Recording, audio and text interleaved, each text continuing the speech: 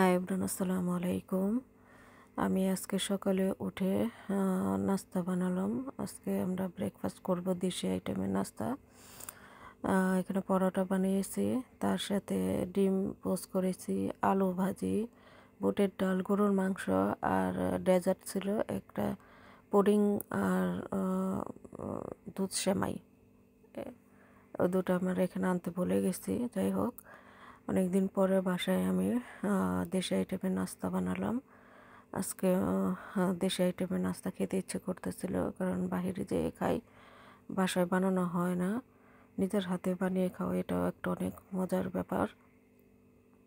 আগে অনেক বানানো হতো, এখন অনেক দিন পরে বানালাম। আর পাশে যেহেতু ব্রেকফাস্ট শপ আছে, ওইখানে যেয়ে খেয়ে আসি, এই জন্যই বাসায় বানানো হয় না।